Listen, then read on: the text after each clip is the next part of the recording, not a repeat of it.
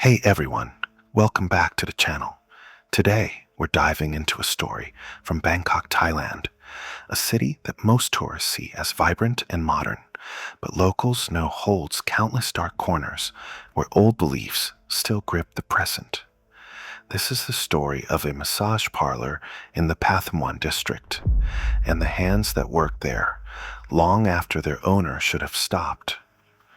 We'll be exploring the Thai concept of Phi Am, a spirit trapped in a specific place, obsessed with an unfinished task, and how a seemingly ordinary job became a descent into something deeply, deeply wrong. Stick around until the end, because after the story, I'll explain the cultural and spiritual beliefs behind what happened, and trust me, it changes everything about how you'll understand this place. Let me start by saying that I've lived in Bangkok for 15 years. I'm a freelance translator, English, Thai, and Mandarin, so I move between worlds here. I'm not the type to believe in ghost stories. I'm pragmatic, but what I'm about to tell you, I witnessed enough of it that pragmatism started to feel like a luxury I couldn't afford. It was late 2019 when I first heard about the parlor. Let's call it Serene Hands. That wasn't its real name, but it's close enough. It sat on a quiet soi, a small side street, about 2 blocks from where I lived. I'd walked past it hundreds of times without really seeing it. It was the kind of place that existed in the gaps of the city, not fancy enough for tourists, not social enough for locals to gather. Just a small storefront with frosted windows and a single neon sign in Thai script. My friend, let's call him Somchai, mentioned it one evening. He'd been getting massages there for about 3 months, chronic shoulder pain from hunching over a desk. He said it was cheap, and the massage therapist there was incredibly skilled. Almost impossibly skilled. The woman's name was Noi, he said. She'd been working there for years. Very quiet, very focused. Her hands could find knots in your muscles you didn't even know existed. But here's where it gets strange, and this is where I should have paid attention. Somchai mentioned that she only worked evenings, 6 p.m. to midnight, every single day, including holidays. No breaks, no days off. He'd asked the owner once why she didn't work mornings, and the owner had just smiled and changed the subject. When Somchai pressed, the owner said something that stuck with him. Noi prefers the evening shift. She's always preferred it. The way he said it, Somchai described it as if the owner was reciting something he'd heard many times. The words worn smooth from repetition. One night, I decided to go. My neck was killing me from hunching over translation documents, and Somchai swore by the place. It was around 7 p.m. when I walked in. The parlor was dimly lit, with soft, instrumental music playing. Traditional Thai music, the kind with wooden xylophones that sound almost mournful. There was a woman behind a small desk.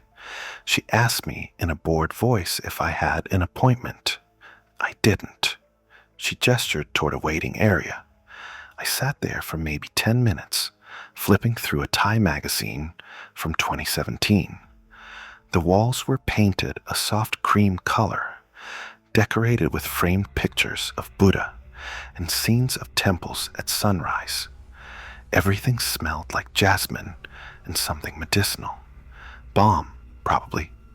It was peaceful, almost too peaceful, like the air itself had been dampened. Then a door opened and Noi walked out.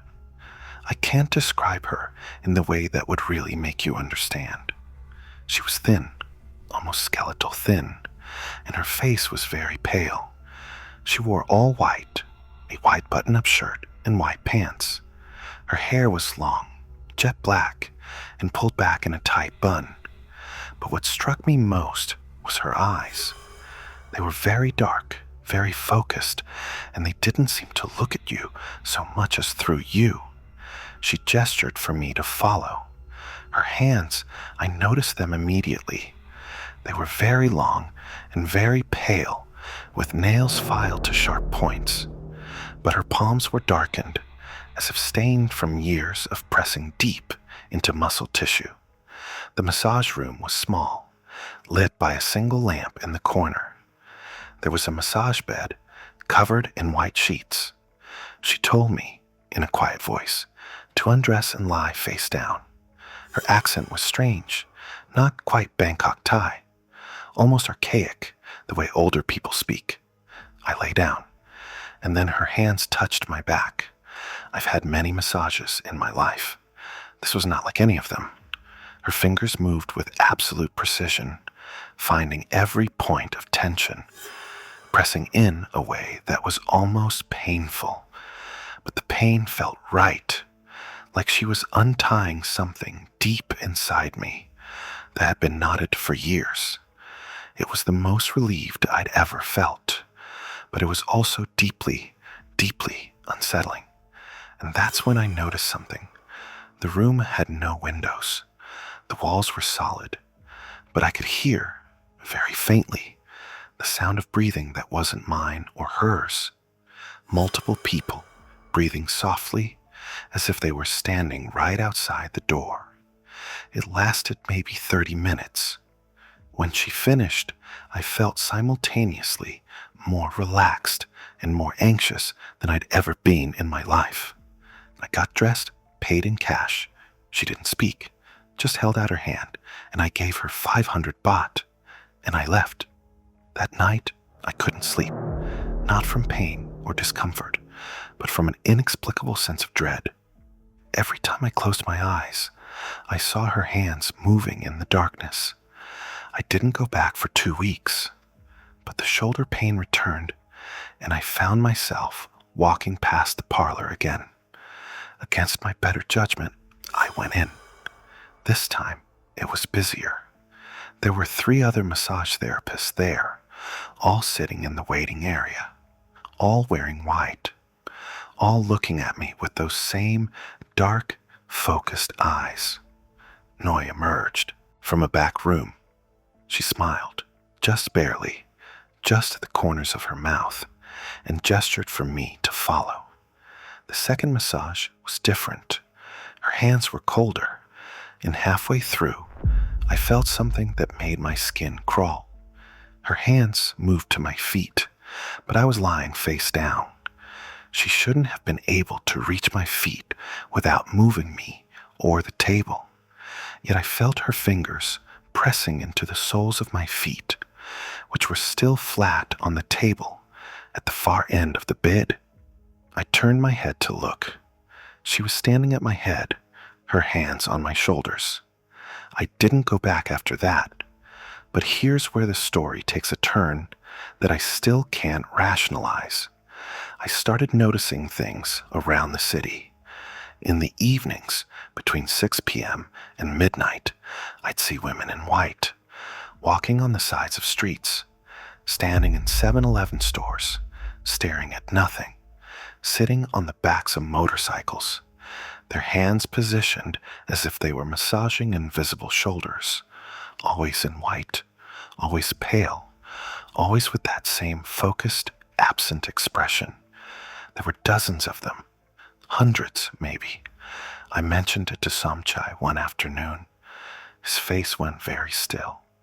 He told me that 3 weeks earlier, he'd gone back to the parlor. Noi had told him something, just whispered it during the massage. She said, "Soon, you'll see them everywhere.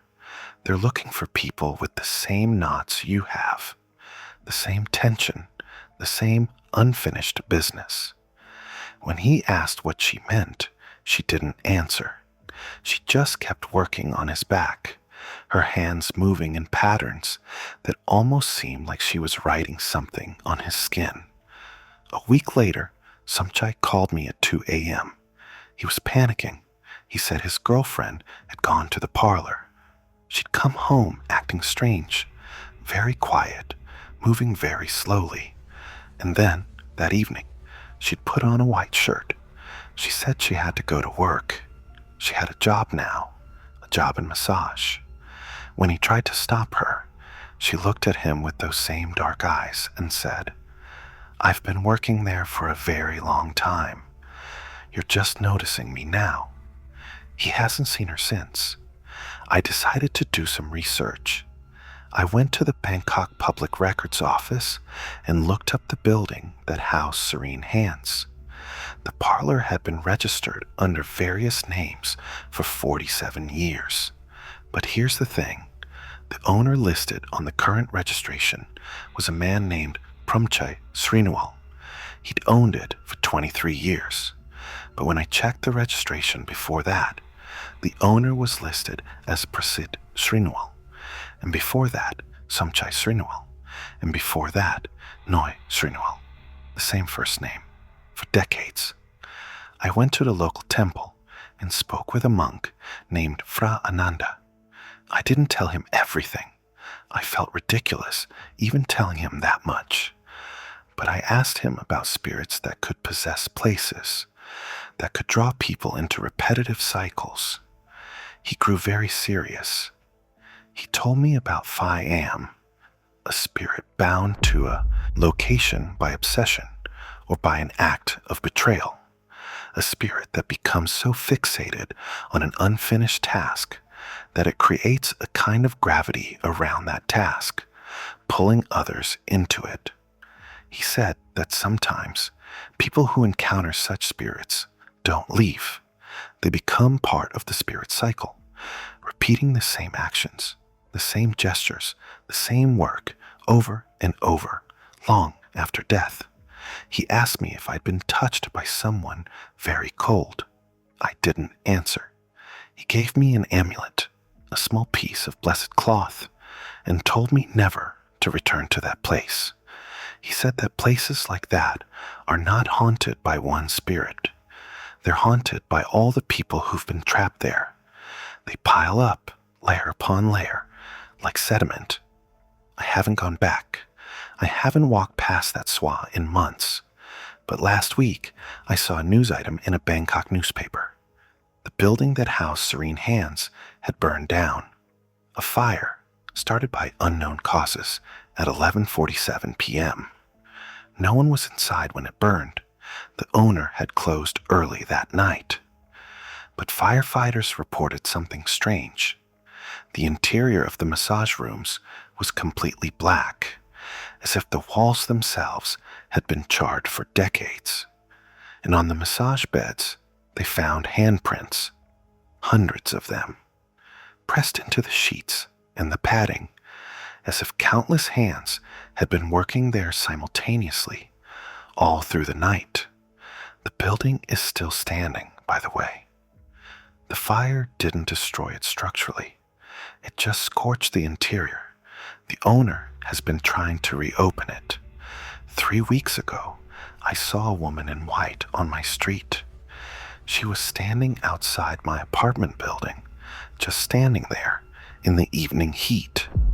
When she saw me, she smiled, and I recognized her hands immediately. She was massaging the air, slow, deliberate movements, as if she were working on someone I couldn't see. I closed my curtains and locked all my doors.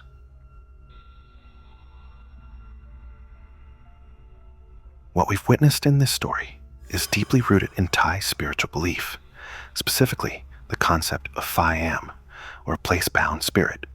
In Thai Buddhism and folklore, death is not always an ending.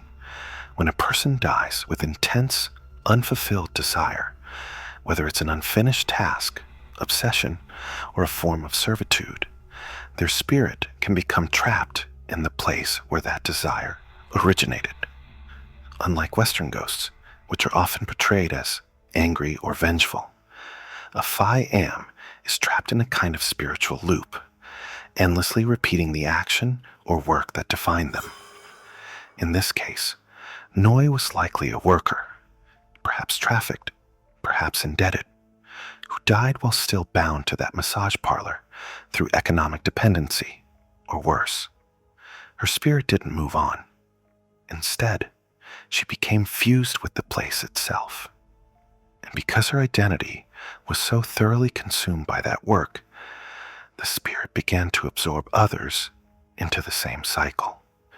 Each person who came to the parlor, seeking relief through her hands, became another layer in the spiritual sediment.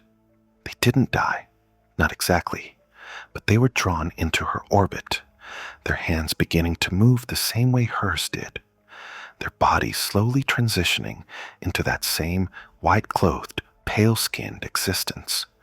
The fire at the end isn't a resolution, but a warning. In Thai belief, such places sometimes spontaneously combust, not from physical flame, but from the spiritual pressure of countless trapped souls. The building survives because the spirits are tied to it. The structure is their cage, and the cage doesn't burn. This story also speaks to a real and tragic issue in Southeast Asia, the exploitation of workers in the massage industry, where debt bondage, trafficking, and labor abuse are hidden behind the pleasant veneer of wellness and healing. The folklore here isn't just superstition, it's a reflection of real suffering, crystallized into spiritual form. Of course, there are explanations that don't require belief in the supernatural. First, the narrator could be experiencing sleep deprivation and stress-induced paranoia. Working as a translator is demanding, and the mind can construct patterns from coincidence when under pressure. Seeing women in white around the city could simply be confirmation bias. Once you notice one, you notice them all. Second, the massage parlor could simply be a front for labor trafficking or debt bondage. The strange behavior, women working only evening shifts, the owner's evasive answers, could indicate criminal activity rather than supernatural activity. The fire could have been arson to destroy evidence. The handprints in the burned building could have been made by smoke and ash adhering to textured surfaces, creating illusions of depth and meaning where none exists. But here's what I keep coming back to. I have that amulet in my apartment. I've never removed it, and I still haven't walked past that soai. Was Noi a spirit trapped by obsession, or was she a deeply traumatized human, so broken by exploitation that she existed in a state indistinguishable from haunting? Does it matter? In either case, something in that building was feeding on people, drawing them into its orbit. And whether that something was supernatural or terrifyingly, mundanely human, the result was the same. What do you think happened? Let us know in the comments below. And don't forget to subscribe for more true ghost stories from across Asia